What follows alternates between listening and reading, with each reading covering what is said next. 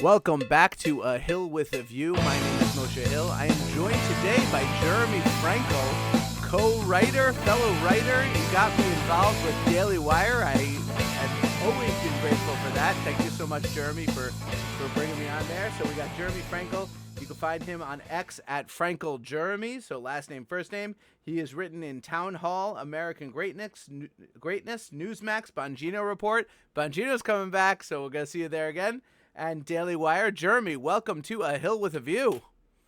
Thanks for having me. And anytime I could help, I'm really happy that you brought that up, and I'm happy that I was able to do that. Yeah, it was a lot of fun. You got me. Basically, that was the first mainstream publication that I was writing for, like campaign websites. I started writing for, and then I sent something over to Daily Wire through your connection, and then I started writing for the newspaper, and I got just writing. And I feel like it's been 8 years since that was happening. Something like that. Yeah. So it's been a while now.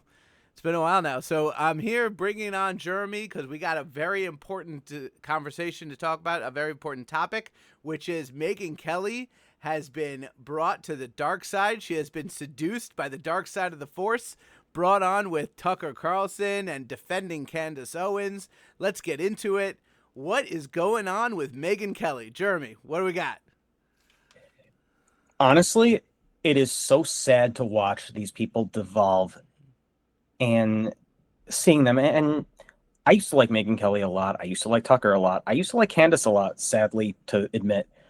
It is amazing how the brain rot of anti-Semitism destroys people. Yes, absolutely. And honestly, right now, two Jews talking about this, we're Groyper's worst nightmare. We're talking about an issue that actually affects us, and people are wondering, oh, they're going to be Israel first. You're Israel first. You're Israel first. We're not the ones who are bringing up Israel. You're the ones who are bringing up Israel. We bring up Israel in topics among ourselves. Yeah, we talk about Israel, but every so often. I do not talk about Israel nearly as much as the Groypers do, and as much as Tucker Carlson does. Tucker Carlson brings up Israel every single show. It's a brain rot. That is what it is.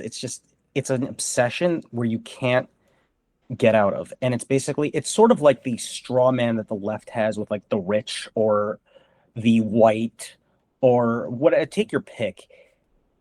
They call them far right, which they are in that sense, because I don't necessarily think that they identify with the left, but they are the left. They use like the same. Tucker was praising Mamdani about a month ago, if I remember correctly. Maybe it was 2 months ago. I don't remember exactly when it was. The horseshoe theory is real. And they definitely use a lot of the same tactics as the left. I actually think that what Tucker is doing with his choice of historians, with his this is what Dave Smith does all the time, which is, I call it the Zinification of history. Like, they're all doing the Howard Zinn thing, which they don't do any research. They don't actually look into the history and do their research. They're not actual researchers or anything. They may read a book, they may get a snippet, they take a little piece of the entire puzzle, and they take that piece and they assume that the picture is based off that little piece, which is how Howard Zinn came to all his conclusions about Columbus being evil and how America was the villain in World War II, all these different things. And Tucker does the exact same thing. He takes a little snippet or a debunked, theory, and makes that the truth. And so, just like there's an Orwellian phrase, okay, George Orwell wrote about this stuff, and things are Orwellian. I think that in a way, there are things that are Zinnian now. It's the way. Actually, a very good way of putting it. That's just the way they view history. It's actually kind of ridiculous. And so it's sad to see that Megyn Kelly, I do feel like she was bullied into joining this side, because I feel like she was very much on the fence for a while, and maybe the quickness at which we're really demanding that she not be on the fence on certain things have caused her to be like, well, if you're attacking me, that means I'm going to go to them. You know? I don't disagree, actually, now that I think about it, because that is kind of true. Because she was actually doing an interview with Charlie Kirk, and sadly, well, that's a topic for another time, I guess. But was doing an interview, I think, in the summer, and she was talking about this, how she felt like she was being bullied, and I can't deny that might have been true. I just wish that it didn't make us all look bad to these people. But that being said, putting that aside, that's very childish. I think anybody with an objective view, with an objective viewpoint, I don't know how old she is. That's not even the point. The point is she's not a child. She's supposed to be a critical thinker. She's a lawyer. She knows what she's doing. She asks all these questions that are very good questions, but then she doesn't discern a good question with a stupid question. And then came Candace Owens. And that she really drives people crazy. She drives them crazy. They were very angry that I didn't call her out for what she said about Israel possibly being involved with Charlie Kirk.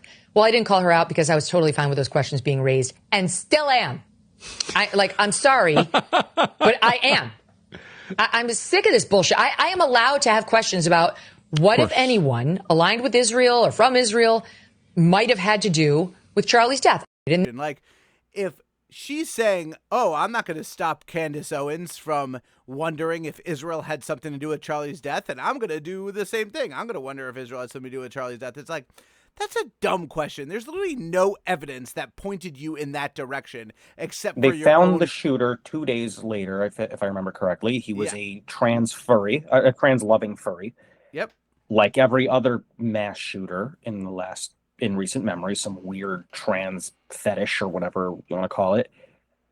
Occam's razor kind of proved real in this one. Yeah, I mean, I do not know why she had to go into the point of like, well, if Candace Owens is asking this question and you want me to condemn Candace Owens for asking the question, then she must be onto something. I mean, it's the same logic that Candace Owens has when anyone pushes back against her, which is, oh, if you're pushing back against me, I must be onto something. So Megyn Kelly does the thing that Candace Owens does, which is, if I say something dumb and somebody calls me out on it, then I must be on the right track. It's like, or you just said something dumb. Like, the Egyptian plane thing is dumb. And you just say that there are 11 cell phones that originated in Israel on the Utah campus, a campus that has thousands of people on it, is dumb. It is, but it's also something you'd only come up with if you're looking for a specific conclusion that you want. Yeah, and it seems to be obvious that at least Candace wants to look at a specific conclusion, find a specific conclusion. So it seems also that, like, Tucker, I don't really care if Tucker is pro-Israel. I don't need him to be pro-Israel. I don't need Megyn Kelly to be pro-Israel. I don't need Candace Owens to be pro-Israel. What I do need is for them to be discerning enough to say, if someone's on commenting or criticizing me for my conservative values or my relation to the truth or how I communicate with the audience about, conspiracy theories, and they don't mention Israel, they're not just doing it because they're Jews, that it's Israel first. Like, that's all I want. It's quite a, I don't want to say a double standard, but although it is, but that's not, it's just such a ridiculous trope. Like, I'm not even going to bother, I'm not going to bother disproving it because it's dumb. Israel first? What does that even mean? I mean, like, they think about Israel way more often than probably you and I do. Yeah. And that says something because, Orthodox Jews do think about Israel outside of politics. We do. We just do. That's kind of our being. It is part of our culture. I mean, there's nothing wrong with that. And by the way, here's the funny thing. So they do this accusation of dual loyalty, right? They throw out the accusation of dual loyalty, and we reject the concept of dual loyalty. And I think the reason why we are so against the concept of dual loyalty is because that essentially means that if the U.S. and Israel were to ever go to war, what side would we be on, quote unquote? And and basically they're saying we are going to round up all the Jews and put them in internment camps like they did with the Japanese. Like, this is what we're just going to have to do. And and basically I'm like, what you're saying is that you are hypothetically positing a question of what are we going to do if two westernized powers who are allies go to war. And by the way, all that means is that U.S. is invading Israel, because Israel's not invading the U.S. And these are the anti-war people, and all they want to do is find out what's going to happen when war happens between the U.S. and Israel, which is never going to happen. It's interesting because of what's going on in Iran right now. Yeah. The likelihood of, I'm not saying necessarily this should happen. That's not beside the point. The likelihood of the U.S. going to war with Iran is a lot higher than going to war with Israel. And guess who gave quite a friendly interview to the president of Iran a few months ago? You know, the King of America First. Yes. They're playing Tucker Carlson. Did you see that clip that they're playing Tucker Carlson on Iranian TV? Yep. I mean, he is literally an Iranian propagandist. And if you want to talk about, like, there has to be more than just our borders, you know, like in terms of America. When they say America first, there also has to be our ideology, like westernized democracy, like the idea of a small r constitutional republic where people have freedom to live their lives and like, obviously I disagree with the notion that this is like what a lot of people want, like what George W. Bush said, like the yearning to be free is in the heart of every man or something like that. Like, no, it's not. I don't remember the exact quote, but it was something like that. It was something like that. And it's like, no, it's not. Like, no, people voted for Mamdani because they wanted free stuff. Like, they don't want to, they don't want to be free. People want to be coddled. All right. But like, liberty is a value. Dennis Prager used to say it all the time, that liberty is a value people would rather be taken care of. 100%. And that is 100% true. And it seems like this isolationist crowd, I don't know what else to call them. I'm not talking about, like, obviously the Tuckers of the world, but there are people that are somewhat isolationist, not necessarily anti-Semitic or anything like that. The point is that it seems like Iraq rubbed a lot of people the wrong way in terms of overcorrection. Yep. And they have no idea how to have any nuance. The weird thing also is that Trump came into office running as the first mainstream Republican to run against Iraq. Yeah. He was the only one. But he had the prudence. He was the only one in 2015 who was against Iraq in 2015, 2016, and he was elected. Why do they think he's going to repeat that mistake, the mistake of Iraq? By the way, and I'm not they would probably call me a neocon if we actually got into the conversation about it, which is just not worth it. But how come they have no faith in Donald Trump to not do the Iraq thing? To be honest, I don't know the answer to that. It is baffling to me. I think it's Dave. I think it's like a battered wife syndrome kind of thing. You know, like, in terms of what? Like, they think they're just going to, or maybe it's the opposite. Maybe because battered wives actually always forgive their husbands.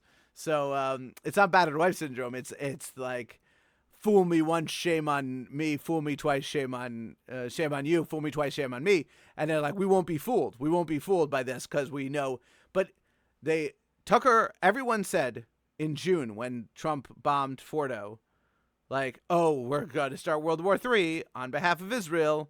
They have the meme, I'm not dying for Israel. You know, they're going to start a draft again. I think Megyn Kelly also said, like, I have kids. I don't want them to be drafted into an army. It's like all the same garbage talking points that everyone was saying in 2003, 2004, 2005 about them reinstituting the draft. I was 17, 18 years old at the time, and, like, they scared the crap out of me. I remember people were talking about we're reinstituting the draft, and I was like, that kind of sucks. I don't want to do that. But nothing ever came of it, because nothing ever does come of these things. Exactly. They're wrong in every prediction.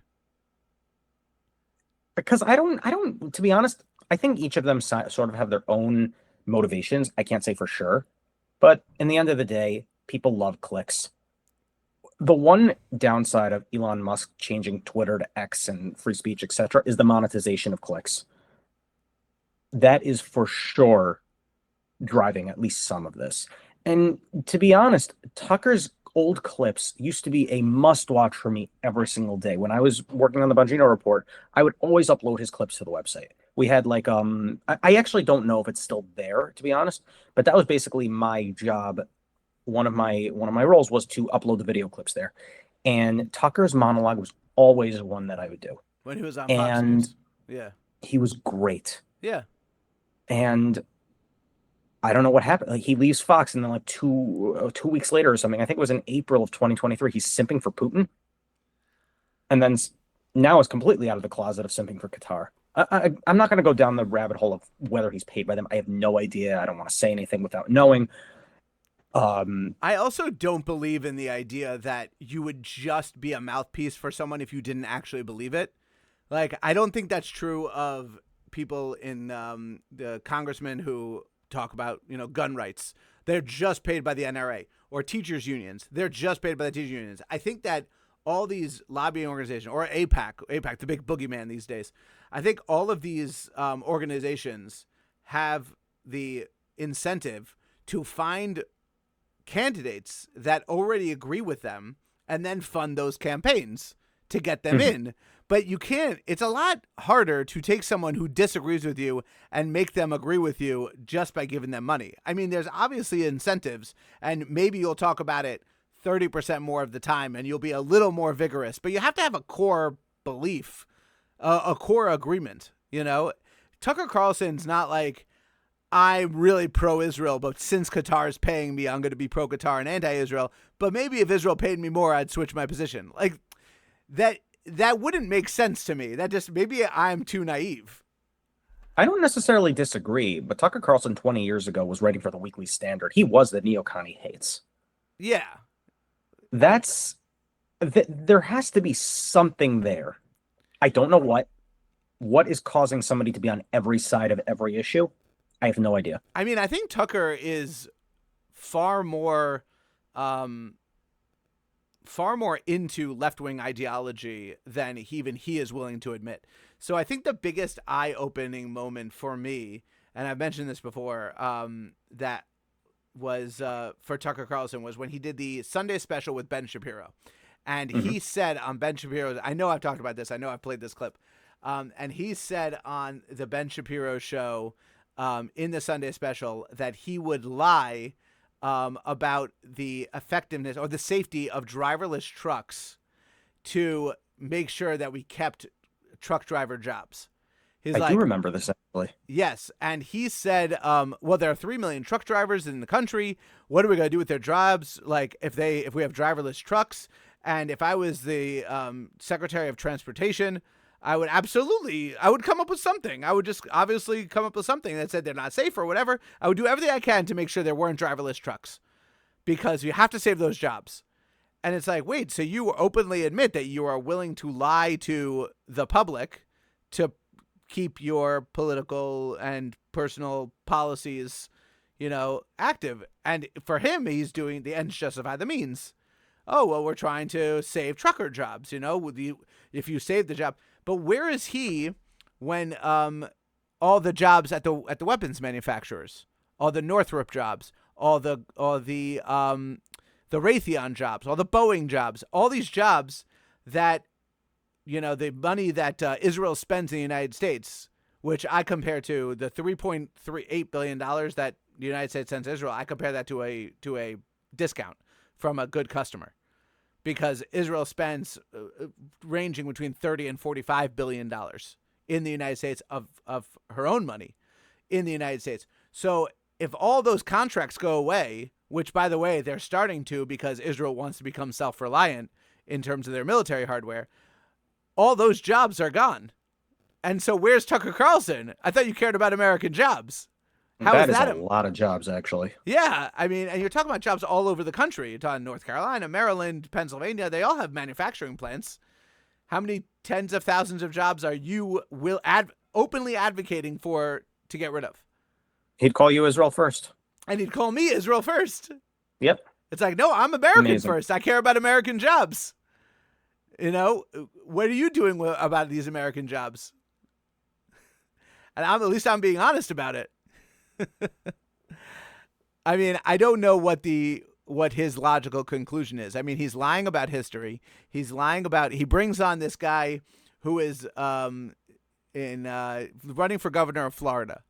Have you seen this thing with James Fishback? Have you heard about this guy? I saw it a little bit today, actually, yeah. So this guy, James Fishback, is a cartoon of what a leftist thinks a Republican is. I know nothing about him, but I'll take your word for it. I'll tell you, he makes racist jokes about Byron Donalds, I did see that, actually. Who is the best, by the way. I've met Byron Donalds on a number of occasions. I met him at CPAC. I was doing something in Congress, and walking around, I saw Byron Donalds, like, literally he was talking to our he's group. a really cool guy. Great guy. I actually really would love for him to become the next governor of Florida after Ron DeSantis is termed out. And he's making racist joke about Byron Donalds. This guy, he said today that he wants to, what's it called? He's going to, like, love the Confederate history of Florida. Like, that's his, like, we're going to do a day recognizing the Confederate history of Florida. We're going to make sure that automatic weapons are legal in Florida, like automatic guns. Like, I'm the real guy. Like, everything is, like, to the nth degree. If you told me he was a plant, I'd believe you. Basically, everything he's doing, it's like, oh, this guy is like a leftist plant. And of course, Tucker interviewed him. And what was the interview about? Israel. The Jews. Israel. Why is Ron DeSantis so pro-Israel? Why is Bibi Netanyahu so in charge of Florida? And it's like, Florida's the most successful state in the country. If Bibi Netanyahu... Didn't he move there? He moved there recently, didn't he? Yeah. Like, while everyone else did as well. Everyone moved to Florida. If I remember correctly. I actually don't remember, but I think he did. I think he moved there in, like, 2021. I know he moved there. I don't know if he currently lives there. That I have no idea. I don't know if he currently... I know that he moved there. And, yeah, it's like, oh, why is... So they make this whole point in that interview. Why is Ron DeSantis going to Israel to sign legislation that affects Florida, like a free speech censoring that affects Florida? So I was like, what are they talking about? So I look up the bill that he's talking about, and literally it's a bill that protects Jews. Yeah, and so they it's all like, are. Yeah, there's a lot of bills that protect Jews, and they're saying, okay, you can't you can't protest like a Jewish cemetery or something like that. Like, it was like, there's a bunch of stuff. And I think it actually comes down to why Tucker, and I want to get your take on this, why Tucker is so angry at the Jews and the Christian nationalists are so angry at the Jews. I think it's rooted in jealousy. I think that they see, when they look at the Jewish community and they look at Israel specifically and the Jewish identity in relation to Israel, they're jealous that they don't have that within America, within a relation to Rome or whatever.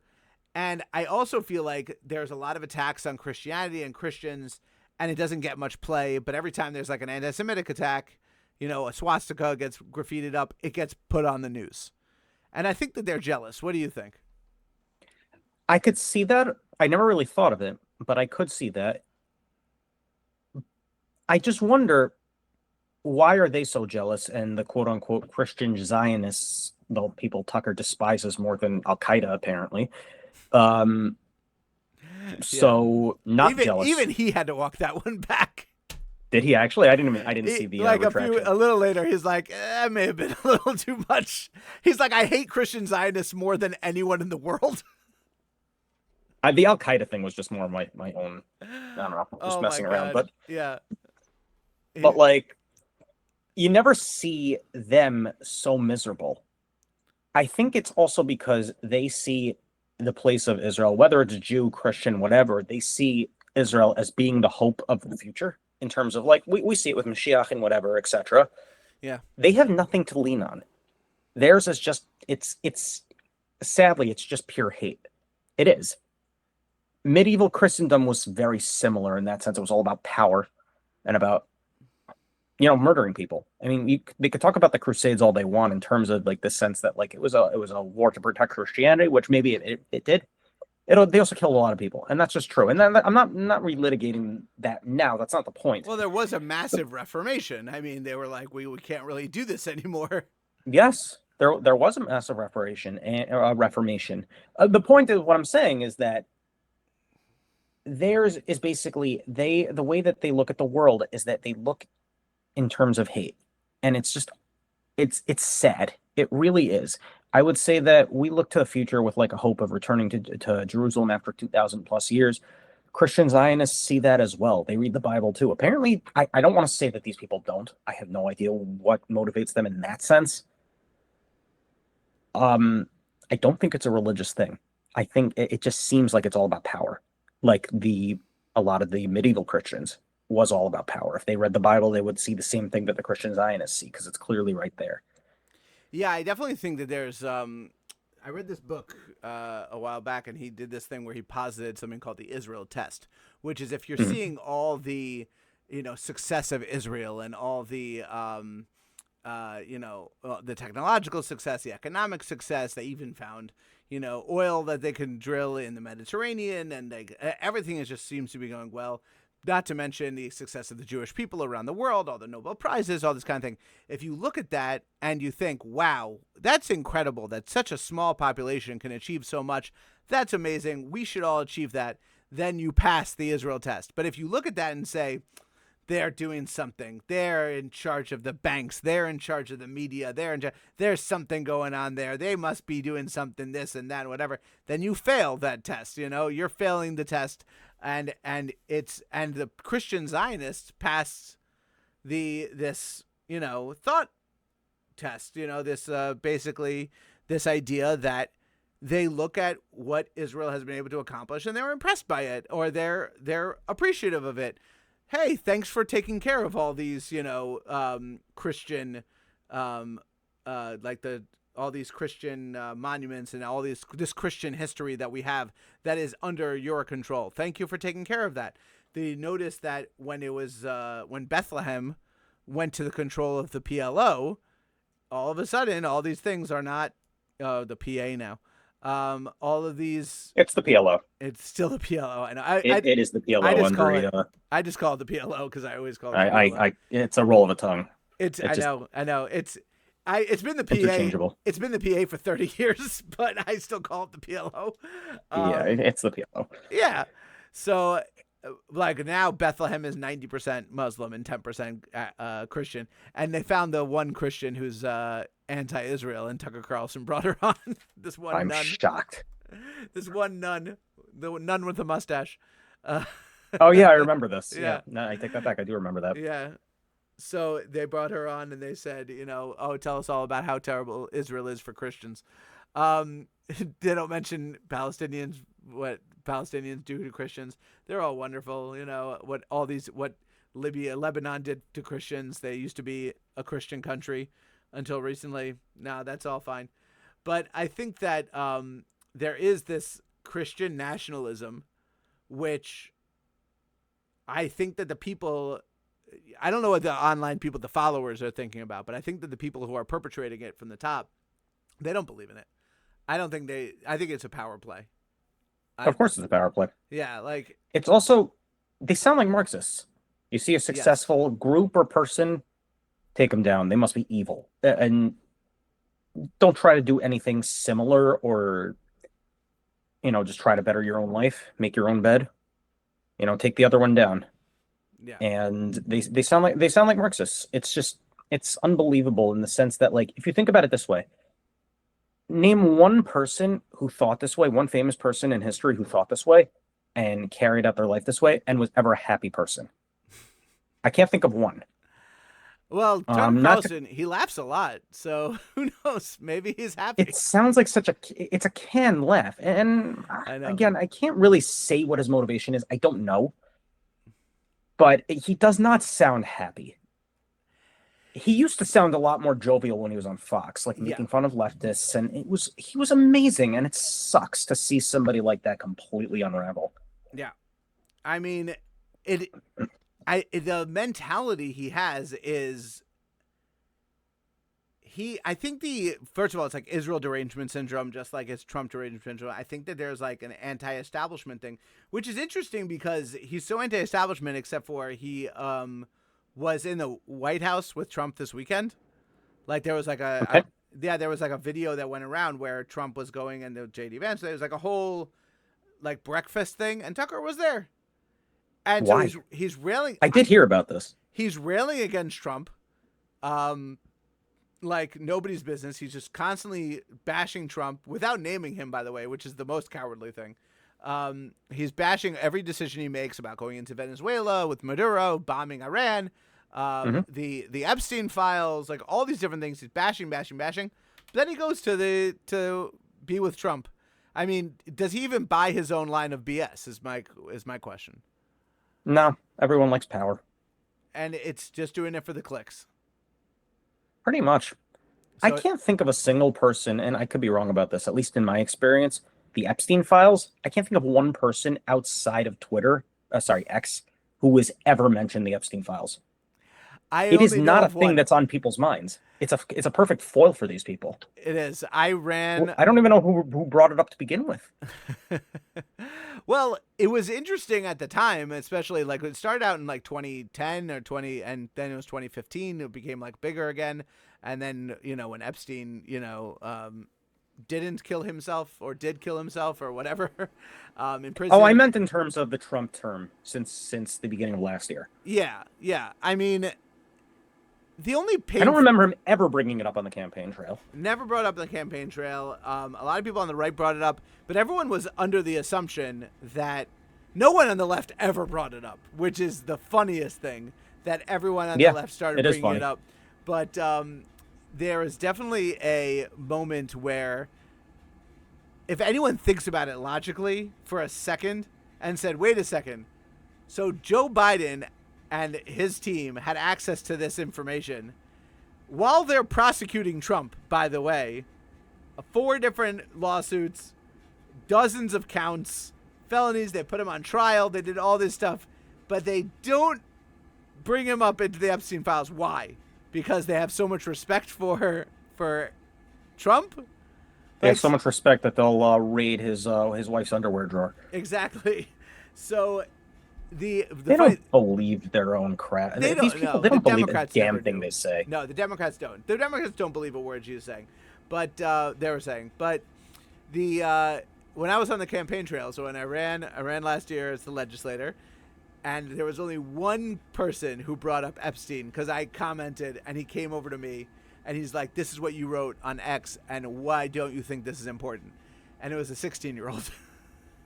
I think it's 16 or because 17. It's not important. And I was it is a dead issue. I was like, oh, because it's not relevant to anyone's life anywhere. It's not. No one cares. They don't.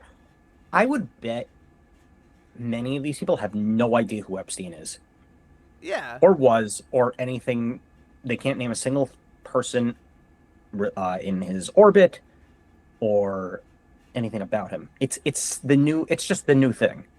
Well, maybe not even anymore. No one cares about it anymore. No one cares about it anymore. But also, like, if you're not going to believe first of all, with any one of these stories, it's all about, like, what the news of the day is, right? Mm-hmm. So it's like, when Epstein is that when there's new information, okay, that's the news of the day. Let's talk about it. Let's dissect it. Let's understand it. But if you're just going to repeat the same stuff over and over again, and not give me anything new to chew on, then why should I care? Like, why do I need to constantly care about this? But these are the same people who've been rehashing JFK for the past 64 years. The moon landing. The moon landing. Russian collusion. On the left, it's Russian collusion. They just rehash the same stuff over and over. I mean, you got to give me something new because there's so much news. There's news every single day. You got Somali fraud. You got ICE raids. You got this is just in the last week. You got different things happening all the time. You want me to talk about stuff that none of that affects me either, by the way. Like Somali fraud, ICE raids in Minnesota don't affect my life when I'm in my town in New York. You know, like I'm going to work, I'm coming home, taking care of my kids. Like that's why the affordability line resonates with so many people, because that does affect you. But not only is this not affecting me directly, but also you're not even giving me anything new to talk about. You're giving me something that's years old that we have no new information on, and you're like demanding I be outraged over it. Like, why? There is no reason to be outraged over it. I can't I can't even, like, I'm trying to even play devil's advocate. I can't think of one. So, okay. Yes, we should be outraged at who Epstein was. That's where it should end. So, like, if you're going to show proof that, you know, Donald Trump, let's say, was a perpetrator and actually did child sex trafficking and had sex with minors on and on, that's something to chew on at least. Like, oh, wow, that's like a big deal. We should, like, talk about that. And same thing is true with Bill Clinton or Bill Gates or any of these people. Or Prince, one of the princes in England. I forgot which one. Prince Charles. Andrew? Because King Charles now, right. So, yeah. So Prince Andrew. All these people, if you actually show me some evidence and say this is what they did and we're actually prosecuting them, that'll give me something to chew on. That'll give me something to talk about. Then we can worry about it. But other than that, it's just speculation. It's not even speculation it's not even good speculation. There's nothing backing it up. I know. And when it was the Democrats in charge and you at least had some, you know, plausible deniability that we are not getting any information because Bill Clinton's all over this thing, then you have like the mystery involved in it. But like Trump's been in office, his people looked at it. You know, you got Dan Bongino, who was railing about this for years, looked at it. He said, yeah, you know what? I was wrong. Nothing there. And all it is the conspiracy theory people, they can't let it go. And they're like, oh, he must have been bought out. And now I'll tell you this. Yeah. I know Dan personally. I mean, I worked with him. He and his wife are amazing people. If he says something, I trust it. Yeah. I trust it more than Dave Smith. These guys are awful. They're not intelligent people. They figured out a little way to debate. This is what they did. They're jealous podcasters that no one cares about, except in this. And now people know their names. Yes. That's really what it is. Listen, I'm a jealous podcaster no one cares about, so I guess I sympathize. No, I can empathize in terms of my, I can empathize. I we're bigger also in that regard. You know what I realized also about comedians, because is that if you get really into politics as a comedian, you're gonna get like a nice little floor of support, right? So if you're below that floor right now, then you might as well get into politics. So Dave Smith was like no one heard of him before he got into politics. So let's say he had 5% name recognition, whatever. But now he got into politics, his floor all of a sudden got higher, right? So now he's going to 30%. People get to know him. Now he said 2025. I saw a post from him. He's like, 2025 was my best year ever. And it's like, yeah, of course. Yeah, I would believe that. Yeah, I would believe that too. You got a lot of name recognition. But if you're Dave Chappelle and you already have 80% name recognition and everyone loves you, and then you get into politics, your floor just went from 60 to 30. So it's the same 30%. But why are you? So now my question to like a guy like Dave Chappelle, who just did a whole anti-Israel thing on his latest show. Why are you getting into this if you want to stay high up? Why are you lowering yourself? Some people just really do believe in it. And I'll give you an example. And I don't mean to throw shade, although I am. Because I actually like this comedian that I'm about to talk about. Jim Gaffigan. He's a hysterical comedian. I love listening to him. Yeah. And he went on during COVID, he just went nuts. He did. He became a very angry woke. Yes. For a couple of years, and then he he dialed it back. He said he tweeted something like before the 2024 election, I learned my lesson, I'm staying out of it. My wife's voting for Kamala. She wrote something. Here, I'm posting it. That's it. Yeah. And good for him. I guess I don't care how he votes. That's not even the point. It's the same thing with like LeBron James or any of these people. If you want to wade into the political discussion, then you have to be able to back it up with something more than just what you feel about something. You're wading into a discussion with nothing with no facts, no information. You're, deciding I'm going to throw my opinion out there, but then you're opening yourself up to that debate. And if you're going to open yourself up to that debate, then you better be prepared to answer some questions or be able to back up your claim. So just like if I waded onto onto a comedy stage and try to do a 5-minute set, people better laugh. I can't just go on there, Yep. like if I'm going to an open mic, like, make some people laugh. That's what I got to do. That's my job when I get on there. You're going to wade into a political argument, you got to back it up. And so what really bothers me is when people do the clown nose on, clown nose off thing, which is they wade into the political debate and then they get pushback and then they're like, "Whoa, I'm just a comedian. I don't know what I'm talking about." Or even worse, when they get criticized, and this is what legitimate political commentators do, like Candace, like Tucker, and now like Megyn Kelly, when they get criticized, whoa, they're trying to censor me. They're trying to deplatform me. They're trying to cancel me. It's like, no, we're just criticizing you. We're just saying that what you're saying is dumb. And you can either respond or you don't have to, but you have to understand that criticism is an acceptable part of free speech as well. Some do both. Jimmy Kimmel. Yeah. He is the most contemptible human being, I think, on TV. Him and Colbert are... Oh, my God. Speaking of... This is like... I may name this podcast People Who I Used to Like. Like this... I never thought Kimmel was funny. There was something that Man went wrong Show. with. I never saw it. You never watched the Man Show. I'm too young. Oh, my God. You're too young.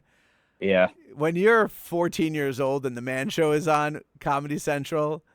I don't think I knew Comedy Central existed at that time. Chappelle Show, Man Show. I remember going to my buddy's house and playing like PlayStation 2, watching the Man Show, watching Chappelle Show. Like, this was formative years of my childhood. I still listen to Adam Carolla on pretty regularly, by the way. I love Adam Carolla. I haven't in a very long time. He's great. He's great. And I'm glad that they're still friends, by the way. People are like, how can you be friends with him? I got friends who I disagree with politically, but they're still like my very close friends. You just don't let it affect the friendship. It's very hard. Kudos if you could do it. I have a friend like that also, and he's a really, really good guy, and he's a really good friend of mine, and it's hard. It is hard. Yeah, my biggest regret about this friend who hates Trump. I have a friend who hates Trump, like with every fiber of his being, and I say to him, I was like, if you liked Trump, you would think he was the best president ever because he's exact your sense of humor. He's exactly like everything he does. Yep. You would love it, except you have this thing in you that makes you hate him. Like I have this thing in me that makes me hate LeBron James. I also hate LeBron. LeBron James is legit. He fakes fouls. He cries when he gets touched. He is never going to be a Jordan who played a championship game with the flu. I hate LeBron James because of the Chosen One tattoo. That bothers me. I didn't even know about this until now, but that is so LeBron to do that. The Chosen One tattoo he got when he was like 17 years old or something like that. Who called him King James? Odds are it was probably him. He probably looked in the mirror and was just like, And of course he picked Jordan's number. The decision, all of it. Very, very ridiculous. All right, so Jeremy Frankel, thank you so much for coming on A Hill with a View. This was great. This was really fun. I'm going to give you your plugs again, okay? So you were found in Town Hall, American Greatness, Newsmax. I hope you get back on Bajito. I hope Bajito rebuilds everything and you get back on. That would be great. You got. I would love to see it. If you see him, tell him I say hi. I definitely will. And your X account at Frankel Jeremy. Jeremy Frankel, thank you so much for joining A Hill with a View. Everyone out there, please make sure to like, subscribe, share this show. We really need the boost in subscribers, viewers. That would be great. Thank you so much. Jeremy Frankel, great to see you. Absolutely.